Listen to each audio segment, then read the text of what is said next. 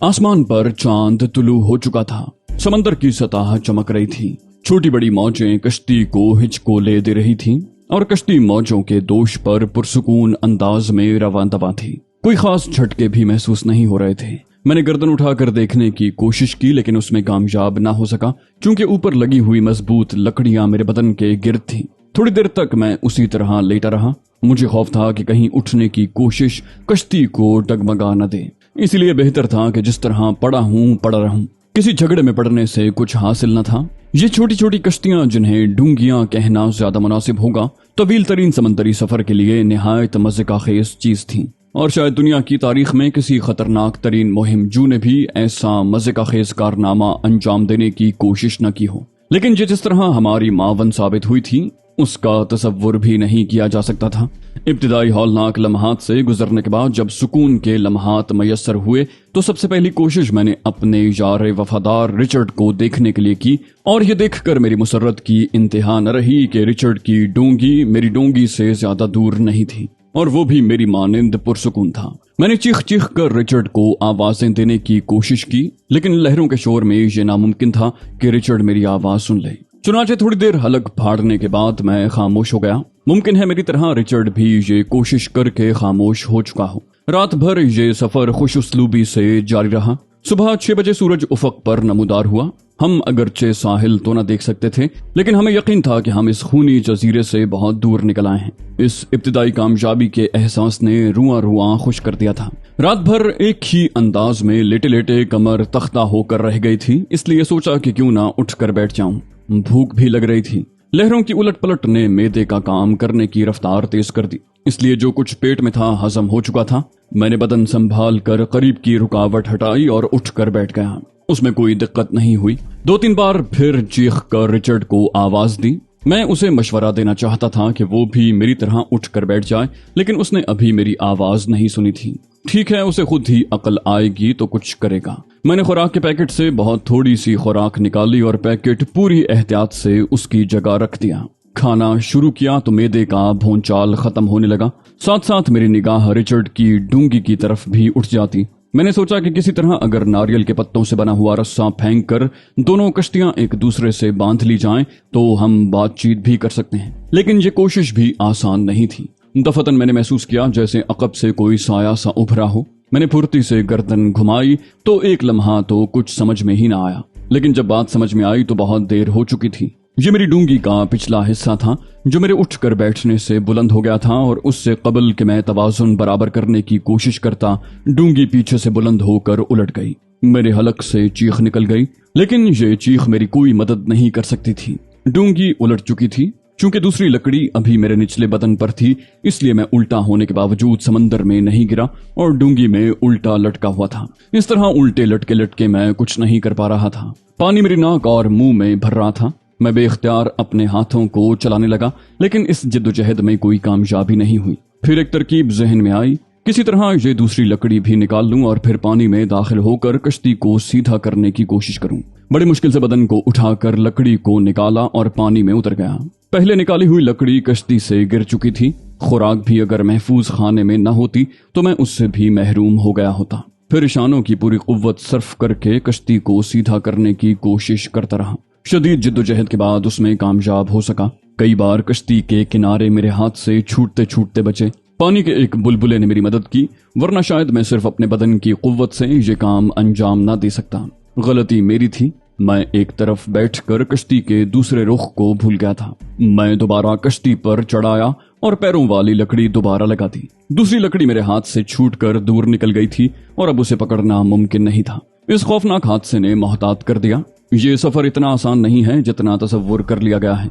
एक एक लम्हा एहतियात करनी होगी। कश्ती में लेटकर गहरी गहरी सांसें लेता रहा।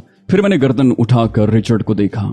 वो मुझसे ज्यादा अक्लमंद था। उसने कश्ती में उठकर बैठने की कोशिश नहीं की थी, जबकि थोड़ा सा सरक कर गर्दन किनारे पर रख दी थी, और अब वो कुछ खा रहा था।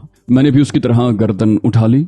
अब हम दोनों एक दूसरे को बखूबी देख सकते थे। उसने हाथ बुलंद करके हिलाया और बच निकलने पर खुशी का इजहार करने लगा। मैंने भी उसका जवाब दिया था। वो हाथ से चप्पुओं का काम लेकर अपनी कश्ती को मेरी कश्ती के करीब ले आया। मैंने मुस्कुराते हुए कहा, हेलो रिचर्ड, ग्रेवाइल से फरार मुबारक हो। उसने कहा, तुम्हें भी मुबारक हो दोस्त। मैंने कहा मैंने तुम्हें बहुत आवाजें दी।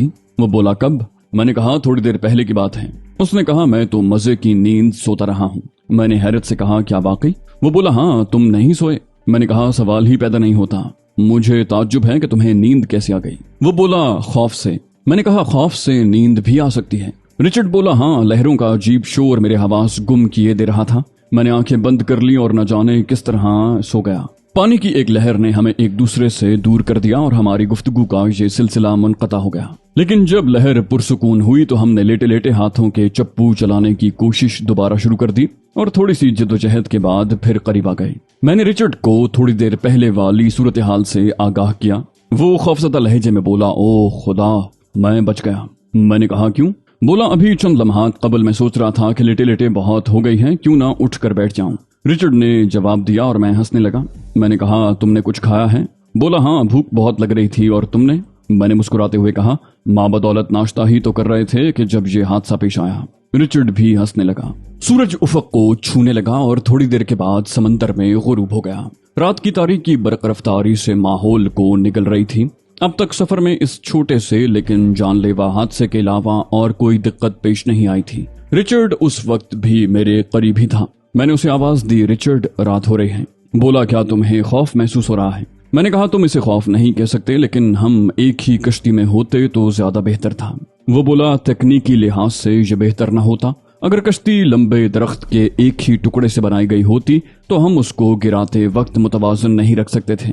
इसी मजबूरी की बिना पर मैंने गहरी सांस लेकर खुश्क होंठों पर जबान फेरी और मुंह बनाकर रह गया। समुद्री नमक होंठों से बुरी तरह चिपक रहा था। हवा तेज होने लगी। मगरबी समत से स्याह बादल उमड़ रहे थे।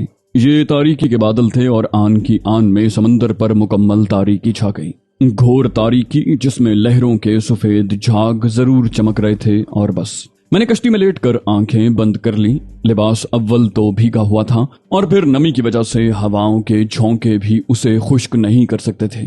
दिन खासा गर्म रहा था लेकिन रात को हवाएं सर्द होने लगी। लेकिन उन हवाओं से बचने का कोई जरिया नहीं था सिवाय इसके कि कुव्वते इरादी से काम लेकर उन्हें खुद पर मुसल्लत न होने दिया जाए। पानी के छींटे उड़ उड़ कर बदन को मुसलसल भिगोए जा रहे थे।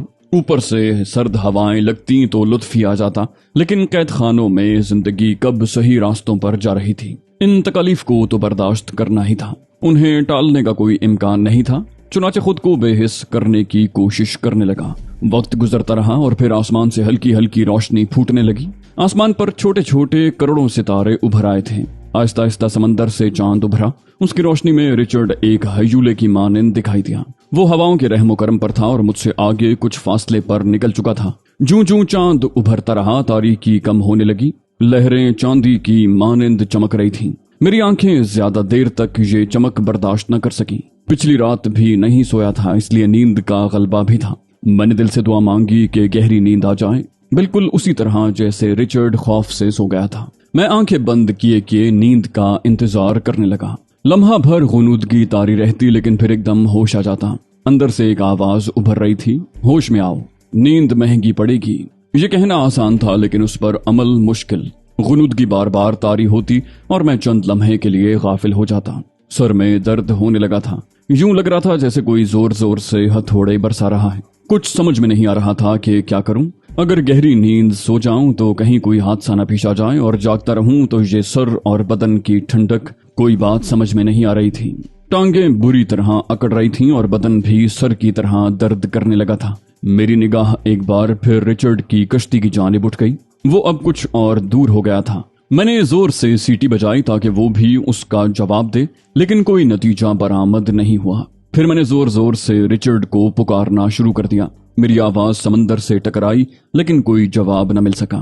थक हार कर मैं खामोशी से लेट गया और वक्त आहिस्ता आहिस्ता गुजरने लगा। अब तक के इस सफर को हम मुश्किल सफर नहीं कह सकते थे, लेकिन जूं जूं सूरज बुलंद हो रहा था एक अजीब सा एहसास जहन पर छाता जा रहा था। सूरज की किरणें रात भर के अकड़े हुए बदन को दुरुस्त करने के बाद उस पर असरअंदाज हो रही थी। रात भर सख्त सर्दी में गुजारा किया था और दिन की रोशनी शदीद गर्मी का एहसास दिला रही थी। बदन चूंकि भारी नमकीन पानी से भीगा हुआ था, इसलिए धूप की किरणें उसमें शदीद जलन पैदा कर रही थी।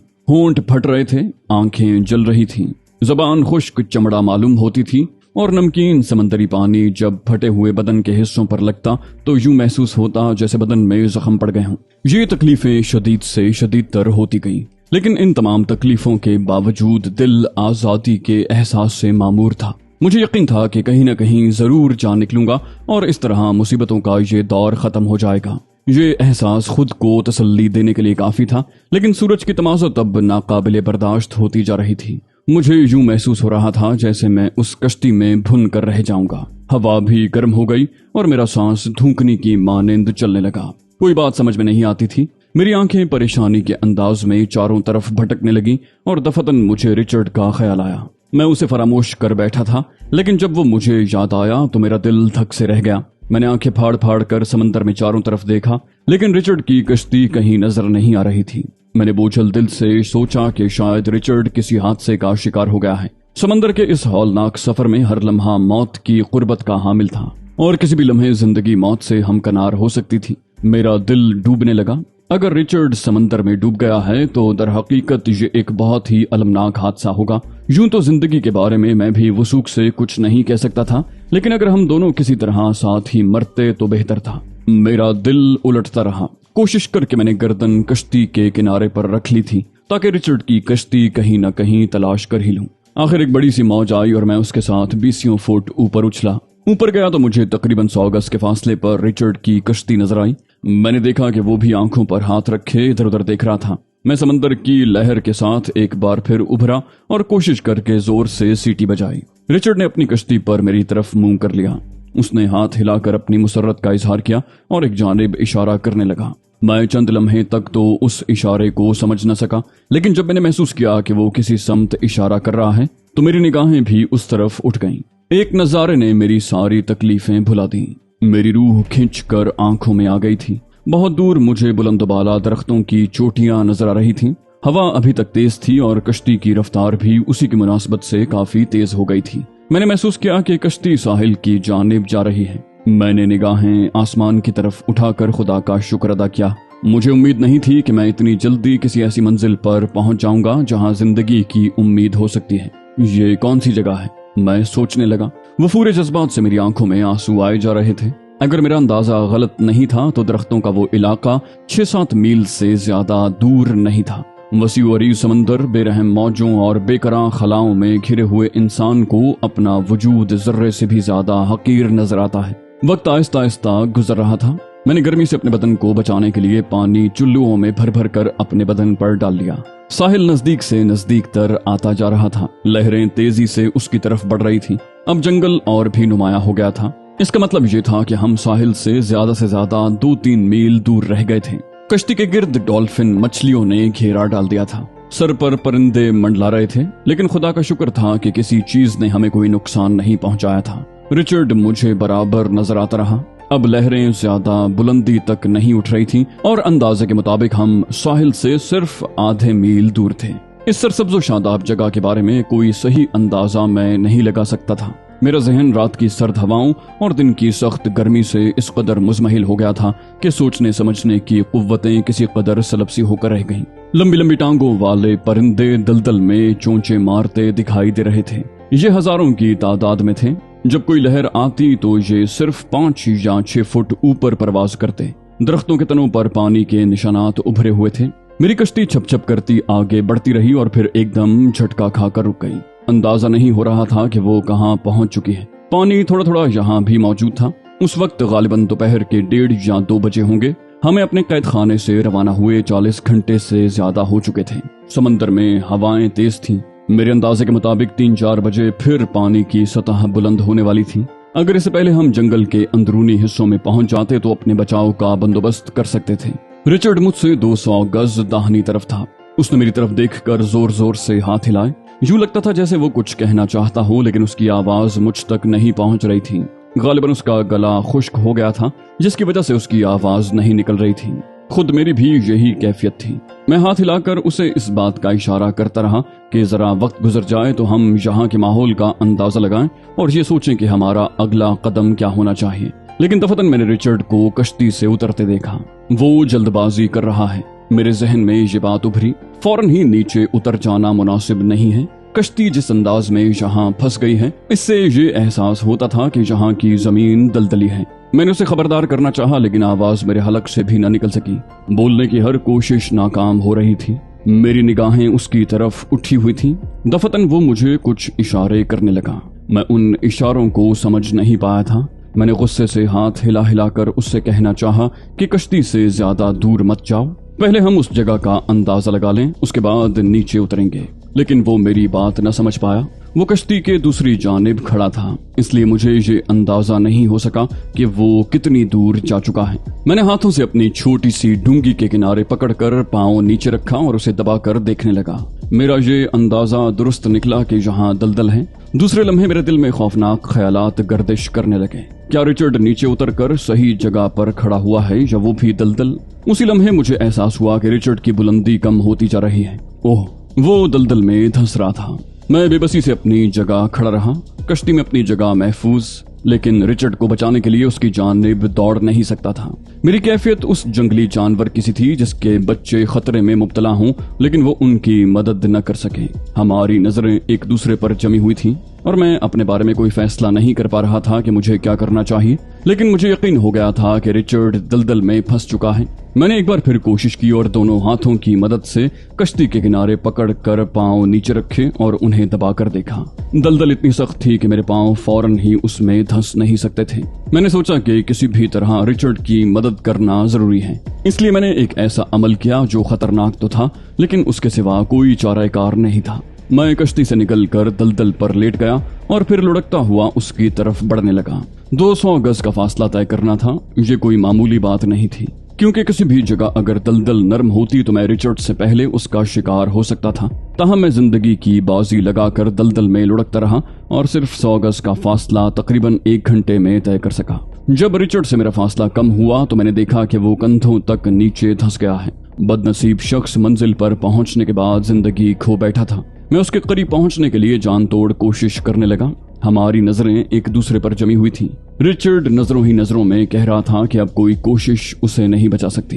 ऐन उसी लम्हे एक लहर आई और जब दरख्तों से टकरा कर वापस पलटी तो रिचर्ड का कहीं नामो निशान नहीं था। उसका हाथ तक पानी से बाहर नहीं था जो मुझे अलविदा ही कह सकता। मेरा दिल गम से डूबने लगा, आंखों से आंसू रवा हो गए। दिल चाहा कि चीख चीख कर रोऊं।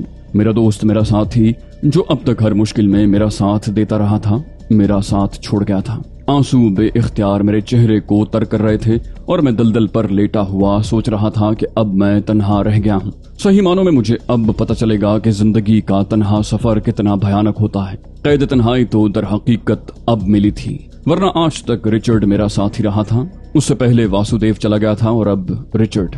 दुख की बात ये थी कि मंजिल पर आने के बाद वो मंजिल से दूर हो गया था। काश रिचर्ड जल्दबाजी से काम न लेता तो हम सूरत हाल का सही अंदाजा लगाने के बाद कोई ऐसी कोशिश करते कि इस दलदली इलाके से बाहर निकला जा सकता।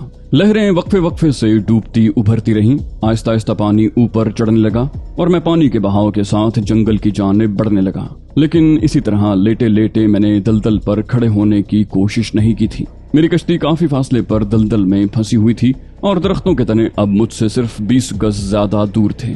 आम हालात में इंसान ये फासला चंद लम्हों में तय कर लेता है, लेकिन मैं लहरों के जोर पर एक एक इंच आगे बढ़ रहा था। हर बार मुझे दूसरी लहर के आने का इंतजार करना पड़ता था। थोड़ी देर के बाद कानों के पर्दे फाड़ देने वाला शोर बुलंद हुआ। एक बहुत बड़ी मौज उछलती हुई मेरे ऊपर से गुजर गई और मैं चंद लम्हात के बाद एक दरख्त से लटका हुआ था। हाथों और पैरों की जान इस तरह निकली हुई थी कि मैं अपनी मर्जी से उन्हें हिला भी नहीं सकता था। अगर समंदर की लहर मुझे दरख्त के तने तक न पहुंचा देती तो मैं अपनी तमाम तर कोशिश के बावजूद उस जगह नहीं पहुंच सकता था। तकरीबन 1 घंटे तक मैं इसी तरह बेसुध पड़ा रहा। हालांकि जिस अंदाज में पड़ा था वो बेहतर नहीं था। मेरी कमर में कोई चीज चुभ रही थी। ये दरख्त की टूटी हुई शाख थी, लेकिन उस वक्त ये हिम्मत भी नहीं हो रही थी कि यहाँ से हटकर अपने लिए कोई मुनासिब जगह ही तलाश कर लूं। 1-1.5 घंटा इसी तरह गुजर गया। सूरज गुरूब होने में कुछ देर बाकी थी। मैंने अपने आप को संभाला और उठकर बैठ गया। मेरे हलक से बेइख्तियार कराहें निकलने लगी। मैंने सोचा कि अब इस दरख्त पर लटके रहना तो मुनासिब नहीं है। आगे बढ़ूं, जिंदगी की तलाश में कदम बढ़ाऊं।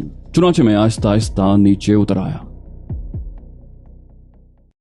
तो दोस्तों, ये थी हमारी आज की एपिसोड। उम्मीद करते हैं आपको हमारी कहानी पसंद आई होगी। जाने से पहले इस वीडियो को लाइक कीजिए और शेयर करना मत भूलिए।